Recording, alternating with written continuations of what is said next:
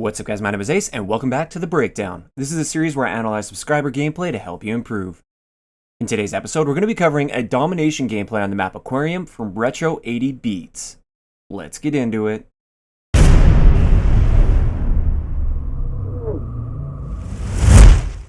Alright guys, so starting it off, as always, let's have a look at the class that he decided to use. So he's using the Weevil with Quick Draw, Grip, Fast Mags, as well as Extended Mags. Now, this is overkill in my opinion for the Weevil. The Weevil has a base magazine capacity of 50 rounds, so Extended Mags, well, it is kind of cool to have sometimes because you get like 70 rounds with that. That's definitely overkill, as well as Fast Mags in my opinion. The Weevil has 50 rounds in a magazine, like I said, and it doesn't burn through ammo super quick because it's got a moderate sort of rate of fire. Therefore, it's very easy to find some time to get a reload in every now and then, and it's not like it's an LMG, for instance, that takes like 7 seconds to reload. It only takes a couple seconds to reload this, so within 50 rounds, you can always find that little bit of time that you need to get a reload in, and I just find this is way overkill having both of these attachments. If you really feel like you need one of them, go ahead, pick one of them, whichever one you want. But having both of them on here is definitely overkill, and I would swap one of those out for something like Stock, for instance, which is going to be helping you in pretty much every single gunfight you ever get into.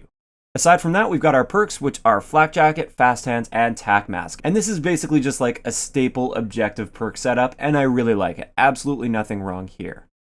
Okay, so now that we've got the class covered, let's get more into the gameplay. And this is going to be one of the episodes where I break down more specific situations. This is more of an above average gameplay. He had a bit of a rough start, as you can probably see in the gameplay right now. But overall, he does very well. He doesn't absolutely dominate the lobby, and there are some mistakes that he makes, and I would like to correct some of those mistakes to hopefully help him, as well as any of you guys that have the same mistakes with their gameplay, to help you guys avoid those mistakes and improve your gameplay overall. So right here is just a little thing that I wanted to point out that I really like. He saw this player and he didn't immediately start shooting. A beginner player probably would have started shooting immediately. It alerted that enemy to their presence and then they would have got turned on and absolutely destroyed. He was patient, he ran up on that person until he knew he could get the kill for sure, and he got a nice easy kill there.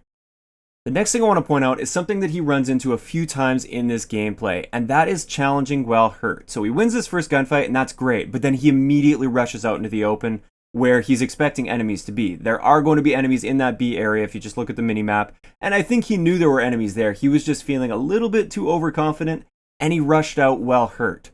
A lot of people don't really consider that fact that they're hurt in their next gunfight, and I'm guilty of this sometimes as well. Sometimes I just think, sweet, I won that gunfight, let's get my next gunfight. Not realizing that that enemy put a shot or two into me, and now the next enemy that I come across only has to shoot me once or twice to kill me, and I have to shoot them a lot of times, like 4 times in order to kill them. So you're putting yourself at a severe disadvantage by doing that, and like I said, he does that a few times throughout this gameplay, just a little bit too overconfident in challenging people and a little bit too aggressive. It's okay to back off, wait a few seconds to make sure you're healed up, and then attack the situation. Now skipping ahead just slightly here, just notice how he approaches the situation when he knows there's an enemy around the corner. He slides around his corner, and here he's pre-aiming around his corner, which is great. Then he moves into this corner and goes for a reload when he has 45 rounds left in his magazine. I know he has fast mags and everything, but you don't need to reload here. And because of that, the enemy ended up running past him, and then he got tunnel vision on that enemy and chased him without paying attention to what was potentially behind him, which was a teammate. So whenever you see an enemy run by like that and they're coming off of spawn, always be aware that when enemies come off of spawn, they often travel in packs, because oftentimes multiple enemies will die at once, or multiple players will die at once on a single team, and then they all come off spawn at the same time. So when there's one, there's usually another one trailing behind him if they're coming off spawn, especially into a really popular choke point like that. A really good move to make sometimes is to just be really patient with them. Let a few enemies run past you, and then you can shoot them all in the back, and they'll all be so confused because they'll be thinking, hey, I had teammates right behind me. How did they not see this guy? How did they not kill this guy? I thought I was safe from behind. And it can be a really good tactic. So a little bit more patience there. And also, if he wouldn't have reloaded in that situation, he would have easily just been able to pick that guy off really, really quickly. Now, this next thing I wanted to point out here is one of the bigger issues I see. It's more of a big picture issue I see with his gameplay, and he does it quite a bit here. And that is taking the long way around. Most Treyarch maps have 3 lanes. There's a middle lane, there's one side lane that usually cuts into the middle, and then there's the other side lane that doesn't cut into the middle of the map. That's the long way around. and it can be used in some situations as a good flank route, but generally, it's not a very good lane to take when the objective is at stake. And at this point in the game, it's a very close game, and they're battling for the B flag. They have to be battling for that B flag. By taking that long way around in this situation while his teammates are trying to battle for this B flag and need as much help as they can get, you're kind of being useless to your team at this point. Now, having said this, a good time to take the long way around is when you push several times toward the middle and it's just not working. Like the enemies just have it locked down. In those situations, yes, sometimes it can be good to take that long way around, try and get on their flank and break their setup. Just realize that when you do that, you're potentially risking being out of the fight for too long, and if you get killed after taking that long way around and wasting all that time going all the way around, you were completely useless to your team for all of this time that you wasted. Whereas you could have been pushing with your teammates towards the middle of the map and really getting in that fight and helping your team break that map control and get pushed up. So overall, I'm not saying you should never take the long way around. I just feel it should be used more as like a last resort when nothing else is working. Try several different pushes towards the middle or using the other lane that cuts into the middle. That one's generally much better if you're trying to break a setup quickly. If nothing there is working, then it might be time to try that long way around. Otherwise, don't waste your time with it. Skipping ahead a bit, I just wanted to point out once again, you're getting caught reloading when you absolutely don't need to be reloading, and this is why it's definitely already overkill for you to run both of those attachments on the Weevil. You still had like 40 rounds left, you were going for a reload, and you got caught reloading. If anything, I think Fast Mags is probably getting you into more trouble than it's helping you, because you feel as though you can reload whenever you want, and you definitely can't reload whenever you want. You have to think about when the right time is to reload, and there's a bunch of times throughout this gameplay where you're doing it at the wrong time.